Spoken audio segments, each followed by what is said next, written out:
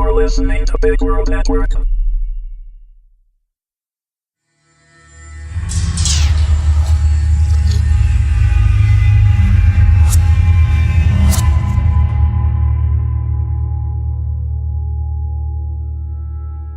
Subprimeval, Season 3, Episode 6, Divided We Fall, Part 2, written by Robert S.C. Cutler, read by Ventress O. Moore.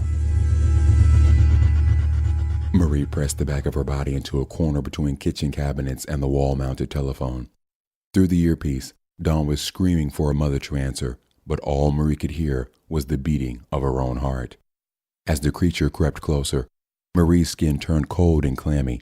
Beads of sweat rolled down her back. Outside, the sound of gunfire broke Marie out of her trance of death. As she took in a gulp of air, the creature charged forward, causing her to scream out in terror. The sound of her shrill voice was loud enough to be heard in the front yard of her house.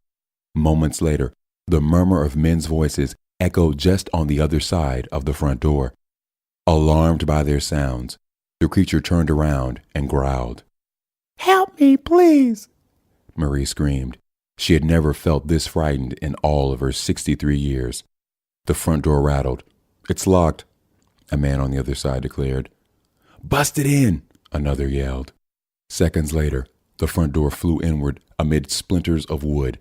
A group of Kansas National Guardsmen dressed in full combat gear came pouring into the house. Unsure of which way to run, the creature stood up and screeched. In a blast of gunfire, its body was shredded and sent flying in all directions. "Hold your fire! Hold your fire!" one of the soldiers shouted. "Are you all right, ma'am?" a second soldier asked Marie. Marie stood in the corner, still clutching the phone. She tried to answer, but couldn't seem to form the words. "Tell the civilians they can come inside now," the second soldier said. Wide-eyed and not sure what to expect, Dawn and Craig crossed the threshold into the house. Seeing her mother in the kitchen made Dawn's heart leap. She ran over to Marie and wrapped her arms around her. Craig let out a big sigh and then took in the spectacle of the yellow sticky note and bullet-riddled living room and kitchen. "I hate to break this up, folks, but we have less than a minute to evacuate you out of the house," the second soldier said. "This neighborhood is quickly becoming a dead zone." "What do you mean by dead zone?" asked Craig. "Those advancing things, animals, or whatever they are, have already overrun the south side of Salina." "We better go, hon," Craig urged. "Where's your suitcase, Mom?" asked Dawn. A look of worry washed over Marie's face. "In the bedroom. But what about all of my other things?" "We didn't get a truck, Mom. Craig tried to." Marie's face turned red with frustration. "I should have never trusted you to do the right thing. I asked you to do one thing for me, and that was all. Oh, how I wish your brother was here. He would have already had a truck and all my things packed." Marie let go of her mother. "See what I mean, Craig?" "Well, that happy reunion didn't last long," Craig said as he hurried into the bedroom to get Marie's suitcase. "Time to go, ma'am," the second soldier said. "Specialist Huff and Specialist Constantine will escort you to your car and then safely out of the area." When Specialist Huff approached, Marie flew into a rage. "I am not leaving my house open to thieves. My husband and I work too hard for the likes of drug addicts and homeless people to steal our life away." "Calm down, Mom. They're only trying to help," Dawn said while placing a hand on Marie's shoulder. "No, you calm down. If you and that husband of yours cared about me at all, you would have been here yesterday when I called you. You know Craig couldn't get away from work, and what do you mean he couldn't get away? It's not like he had some big case to try. He sells insurance, for Pete's sake. He couldn't even make it as a lawyer. Why would I expect him to perform a simple task like renting a moving truck?" Craig walked out into the living room, toting Marie's suitcase just in time to hear the hurtful comments. "This is going to be a pleasant trip," he smirked. "Get them out of here and to their POV, Huff," the second soldier yelled. "Let's go, folks. You can continue this conversation while you're driving far away from here," Huff said. Marie looked around her house and wept. "When can I come home?" Specialist Huff looked at Marie with sad, tired eyes. "I'm not sure, ma'am. I had to abandon my own home. Most of us did. I pray the government finds a solution fast." Dawn tried to guide Marie toward the door, but was pushed away. "Why don't you try to be useful for a change?" Marie said, "and take my wedding picture off the mantel?" On her way out the door, Marie paused when she saw the Kia parked in the driveway. "You couldn't afford a real car?" she asked Craig. "It's very comfortable, Marie," Craig said. "No, my Cadillac is comfortable. That little tin can looks cramped and unsafe." "Well, at least our tin can runs," Dawn said. "You should have sold that old thing after Daddy died." "There goes one happy family." Specialist Constantine laughed as he and Huff followed them outside. "Yeah, no shit," Huff agreed. "Let's just make sure they get out of harm's way." Specialist Huff and Constantine followed Dawn, Craig, and Marie until they got into the long line for the freeway on-ramp. The northern part of Salina was jammed full of motorists trying to get to safety, and pedestrians pushing shopping carts and children's wagons full of mementos and household necessities. Just 2 miles south, the creatures had already taken a strong foothold. "Look at them," Constantine said while motioning towards the pedestrians. "It's like a scene out of an old World War II newsreel." "Weird," Huff agreed. "If those things get any closer, I don't know how we're going to protect them all. I mean, they're like sitting ducks." "We better check in," Constantine said. "Our unit is going to need all the help they can get." Huff nodded and keyed his radio. "Bravo Company, this is Specialist Huff and Constantine. What's your position?" "North Street and Santa Fe and retreating," a voice squawked back over the radio. "These things are just too fast and numerous for us to hold back." "How soon until they reach Interstate 70? We've got a bunch of civilians on foot and a log jam of vehicles trying to get onto the freeway," asked Huff. 30 minutes at best. We're headed in that direction now to help expedite things." "Roger that," Huff responded. "We'll hold our position." Out of the corner of his eye, Constantine caught a little girl about the age of 5 with her hair in cornrows waving and smiling. Her mother and grandmother were doing anything but smiling. Each were wearing a stuffed full backpack and pulling a large suitcase with wheels. The little girl had a Dora the Explorer backpack slung over her shoulders and an Elmo doll tucked under one arm.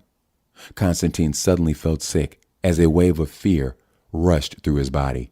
He knew in his heart that no matter how hard he tried, he might not be able to save that sweet girl and her family from those monstrous things. Sasha Braggart sat at the AC and anchor desk, waiting to go on the air while a makeup artist and hairstylist attended to her well-manicured looks. The floor director gave her the 30-second sign, and she gave him thumbs up in return, and then motioned for the 2 women doting on her to wrap it up. As Sasha adjusted her posture and practiced smiling, the floor director started to count down from 10. The red light lit up atop of one of the many cameras in the studio, and her face lit up as she addressed a worried nation. "Welcome back to American Cable News' special report on the terror in the Heartland. And here joining us as always is our distinguished panel of experts. Sam Patterson, chief editor for the Washington Eagle, Kara Turnbull with the Conservative Morality Foundation, and Mort Goodley with the legal firm Moret, and Goodley. As each guest was introduced, they gave a nod along with an all-knowing smile. "Tonight we start with you, Mort," Sasha said. "Thousands of families are being forced out of their homes by the Kansas and Oklahoma state governments. Do they have legal jurisdiction to kick these people out on the street? There is considerable threat to their welfare and safety, but if it was me and my husband, we would want to stay and defend our home." "The order to evacuate was given under martial law, so yes, they must leave whether they like it or not," Mort responded. "Oh, I disagree," Kara said in a thick Southern accent. "Kansas and Oklahoma are both red states, which mean they have some of the best gun laws in the country. The average citizen should have enough firepower in their own home to fend off any hostile attack." Mort chuckled and shook his head. "Regardless what the NRA says, the law must be followed. It's for the people's own safety that they listen to the authorities." "We all know how you and your New York anti-Second Amendment constituents feel about the NRA, Mort," Kara sneered. Sam Patterson of the Washington Eagle jumped into the conversation. "I believe you're missing the point, Kara. People are dying in the Midwest. I've seen video of these animals in action. A handgun is no match for these things." "Well, thankfully the NRA has fought for the rights of all Americans to be able to own more effective and powerful weapons than just handguns," Kara retorted. "All valid points," Sasha said. "And now I would like to welcome our guests, Senator Crawling of Kansas and Senator Alexander of Virginia. Good evening, gentlemen." Both men flashed cap-teeth smiles and responded with greetings of their own.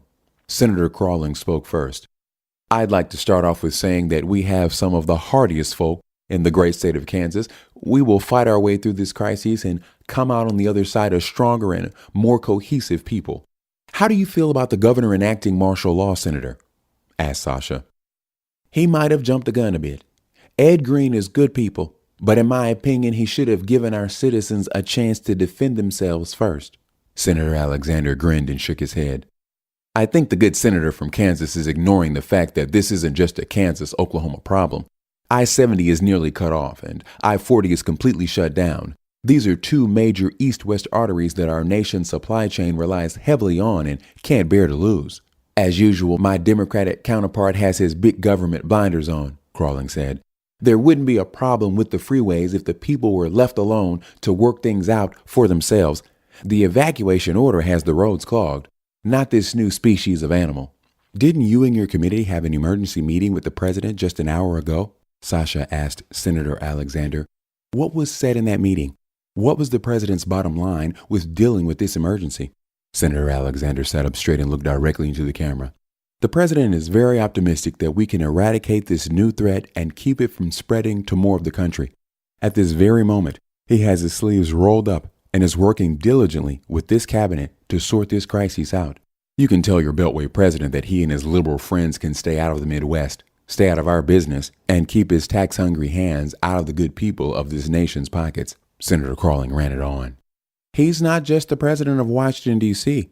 He's the commander-in-chief for all 50 states, and the onslaught of these wild animals is of a big concern to him, Alexander argued back. The corners of Crawling's mouth turned downward. Well, I didn't vote for him. The camera panned back to Sasha. Thank you, gentlemen. It's always refreshing to have two different points of view on the show. Coming up next after the break, animal expert Dr. Chris Shaw will explain if we have anything to fear from this new species. At the I-70 interchange in North Salina, Kansas, 150 Kansas National Guardsmen have positioned their vehicles and bodies as a buffer between the fleeing citizens and the advancing horde of creatures. 6 transports at a time shuttled weary pedestrians to the refugee shelter 10 miles away. But despite the guards' Herculean effort, over 200 people were still left. While standing atop a Humvee and peering out of a pair of field glasses, Specialist Huff started to yell excitably. They're almost here! Christ, look at them all! There's too many to count!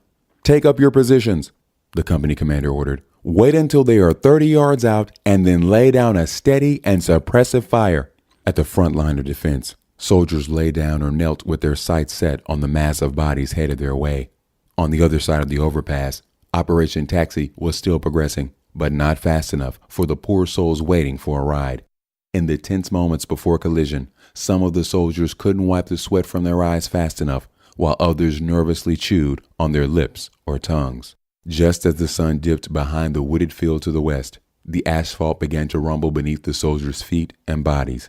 Down the road and up and over a creek bed, the first of the creatures appeared, chirping in varying tones and sounding much like a demonic choir. Gunfire exploded into a constant burst of lead. One by one, the creatures dropped, the fallen ripped apart and consumed by their own opportunistic kind. As lethal as the wall of bullets was, some of the faster animals advanced unscathed, reaching the front line of soldiers with deadly results.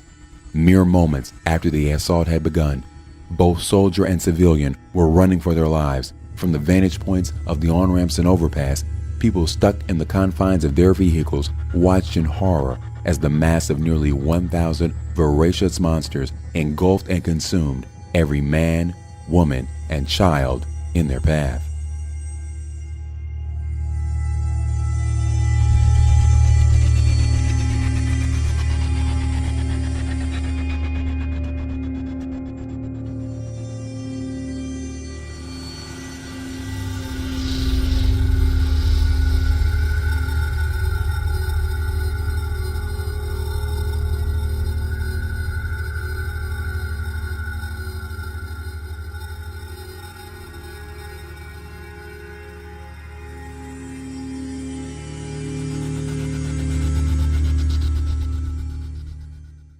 Music by Kevin MacLeod.